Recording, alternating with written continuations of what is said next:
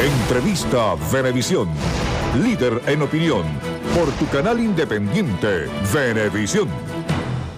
Amigos, vamos a conversar ahora con Ángel García Banch. Él es economista, director de Econométrica. Buenos días, bienvenido. Buenos días, gracias por la invitación. El viernes, el ministro Merentes y el ministro Giordani nos dieron la información, nos dieron la notificación al país de que había una devaluación a 6.30, de 4.30 a 6.30 bolívares por dólar. El ministro Villegas, durante el fin de semana, decía que esto no era un paquetazo. El ministro Menéndez, de Industrias y Comercio, decía que no había que alarmarse, que no iban a aumentar los precios. Bueno, sin lugar a duda, es parte de un paquetazo, es parte de un paquete de medidas que van a venir para ir ajustando la economía venezolana, así sea de forma parcial.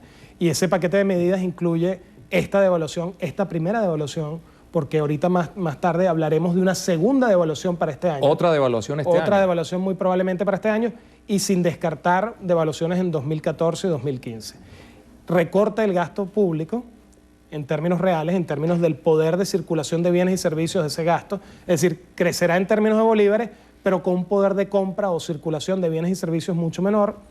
Luego, probablemente aparición de impuestos, como el impuesto a las transacciones financieras, y otro conjunto de ajustes para mantener, si se quiere, la economía venezolana a flote. ¿Esto a qué se debe? Fundamentalmente se debe al hecho de que el modelo hizo agua en el momento preciso en que el precio del petróleo deja de crecer al ritmo de nuestra inflación. Ya va, pero un momento. Usted está diciendo que la economía hizo aguas. ¿Cómo va a hacer aguas la economía si tenemos un barril de petróleo a más de $100, los mejores precios en la historia venezolana, y además de eso, el presupuesto de la nación está calculado en base a $50? Bueno, en primer lugar, la economía venezolana ya no requiere precios del petróleo altos únicamente, requiere precios del petróleo altos pero crecientes, y no que crezcan a cualquier tasa, deben crecer a una tasa superior a la de nuestra inflación, y decir esto no es poca cosa, porque en 2010 nosotros tuvimos la mayor tasa de inflación del planeta y probablemente en 2013 la tengamos también. Entonces, no es suficiente un barril a 100. Se requiere un barril que crezca, por ejemplo, este año de 100 a 130 para evitar devaluaciones, o de 100 a 140 para evitar devaluaciones, y así que siga en crecimiento todo el tiempo. La realidad de la economía venezolana es que existen enormes desbalances escondidos detrás de ese alto precio del crudo, que por mucho tiempo creció. Por ejemplo, de 2004 a 2008 crecía a una tasa del 25% en promedio anual, es decir, crecía más que nuestra inflación, y por eso esos desbalances venían escondidos. Los economistas hablamos de esos desbalances y por supuesto el ciudadano de a pie no lo sentía porque se podían encubrir con unas entradas de divisas producto de ese aumento en el precio del petróleo, que generaban una sensación de bienestar que era falsa, artificial, que no iba a ser sostenible en el tiempo. Porque lo que ha ocurrido durante los últimos 14 años es que la producción en Venezuela, la actividad económica, ha crecido menos que la de cualquier país de la OPEP, salvo Libia, por razones obvias, por razones de conflicto bélico, pero además ha crecido menos que el promedio de Latinoamérica y menos que el promedio mundial. Sin embargo, durante ese mismo periodo, el consumo por hogar en Venezuela ha crecido muchísimo, 50%, y eso implica que actualmente estamos en el pico máximo de consumo.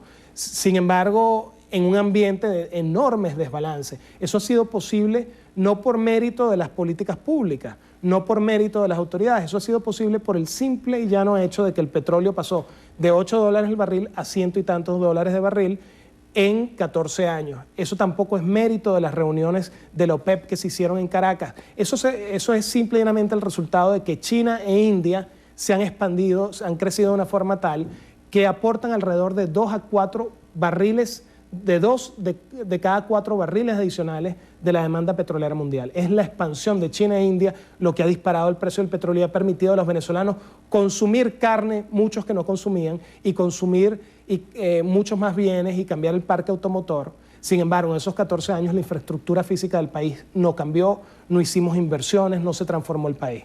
¿De qué manera va a impactar esto a nuestra economía? Bueno, el impacto de la devaluación es evidentemente un ajuste en los precios de la economía. En primer lugar, todo lo que sea importado, no solamente bienes finales, sino componentes, insumos para la producción local, bienes producidos internamente, pero que dependan de un componente importado, van a sufrir un aumento. Y ese aumento podría significar un repunte de la inflación de 20% que cerró el año pasado a 30%, manejamos nosotros en econométrica, en nuestro escenario base, una inflación de ese orden. Entonces, pero tendría un conjunto de otros impactos sobre el resto de los sectores. Para el fisco generaría más bolívar por petrodólar, y eso significaría bajar el déficit fiscal, que está en 15%, al nivel de 9%, una reducción de 6%. Nuestro déficit fiscal de 15% fue el segundo mayor del planeta, después del de Azerbaiyán, que cerró en 20% el año 2012. En palabras sencillas, haciendo un poquito de historia, uno recuerda en el año 83 el famoso Viernes Negro, cuando justamente Venezuela tenía un dólar a 4.30 y ahí sufrimos nosotros la primera gran devaluación de la era moderna venezolana. Hasta entonces, que hemos tenido progresivas devaluaciones a lo largo de nuestra historia, los venezolanos nos hemos convertido en una suerte de expertos en manejar inflación y manejar devaluaciones. Hemos visto durante estos días de carnaval cómo todos los negocios de electrodomésticos han estado abarrotados de gente acabando con la existencia de esos comercios. ¿Qué nos espera a los venezolanos? Bueno, lo que nos espera es precisamente que al caer, si se quiere, el poder de compra de los salarios, de los ingresos de los venezolanos, se contenga un poco la escasez que veníamos viendo subida de forma importante en los últimos meses. Y yo quiero atar el tema de la escasez con la razón por la cual el gobierno devaluó. Lo que nosotros sostenemos en econométrica torció el brazo del gobierno, obligó al gobierno a devaluar, fue fundamentalmente el tema de la escasez. La devaluación contribuye a contener, no estoy diciendo a reducir, sino contener la escasez. En pocas palabras, en 2 meses, si no hubiesen devaluado de 4.30 a 6.30, muy probablemente en 2 meses estaríamos observando una escasez del orden del 25% al 30%, y eso es políticamente insostenible. La única vez que llegó la escasez en los últimos años en Venezuela a 25% fue en el año 2007, cuando el gobierno precisamente perdió el referéndum consultivo. Y tardó apenas 1 mes en que las autoridades hiciesen cambios de política económica, entregaran más divisas, permitiesen ajustes en precios para contener, para reducir esa escasez. Y eso es un poco lo que está pasando ahorita. Las autoridades se vieron obligadas a devaluar porque era la única forma de contener la escasez en el país. Si hubiesen financiado la brecha fiscal de 15%, imprimiendo bolívares, eso hubiese significado dinero que hubiese llegado a los bolsillos de los venezolanos, quienes hubiesen ido a los mercados y no conseguirían los bienes. La devaluación es todo lo contrario, quitarle dinero a los bolsillos de los venezolanos, encareciéndole los productos de forma tal de que rindan más esos escasos productos y se contenga la escasez. Pero eso pasa por un punto que es crítico. En Venezuela hay un control de precios muy riguroso y un control de ganancias. Incluso veíamos un informe de cómo Colgate en Venezuela va a tener una pérdida de 120 millones de dólares al ejercicio de este año. O sea, con esos controles tan férreos, ¿cómo van a aumentar los precios? Bueno, para los productos regulados, las autoridades y la SUNDECOP seguramente van a tener que aceptar esta devaluación como un aumento de los costos de producción y los costos de oferta.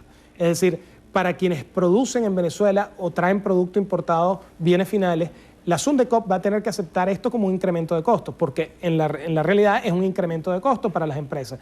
Pero aún no fuese así, no todos los productos de la economía venezolana están regulados. Entonces, ¿qué es lo que va a ocurrir? Por ejemplo, las harinas de maíz no están reguladas, no pueden subir de precios de forma inmediata. Bueno, ¿qué va a ocurrir? Bueno, muy probablemente el presupuesto de los hogares, como todo lo demás está subiendo, le va a alcanzar menos, le va a rendir menos la plata a la gente, y entonces va a haber un consumo menor y eso va a permitir contener la escasez de bienes. Usted ha hablado de un punto que es importante y tiene que ver justamente, hablaba de una posible segunda devaluación. ¿Cómo van a hacer estas grandes empresas que importan bienes y servicios rápidamente? Porque ya se nos acaba el tiempo. Bueno, la segunda devaluación sería cuando aparezca un sustituto del SITME, que sin lugar a duda vendería la divisa, los dólares, a una tasa de cambio muy superior a la nueva tasa de cambio oficial de 6.30.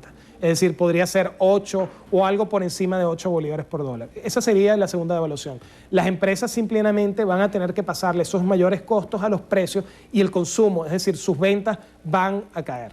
Bueno, muchísimas gracias a Ángel García Banchs, economista, director de Econométrica, conversando con nosotros esta mañana en Entrevista Venevisión.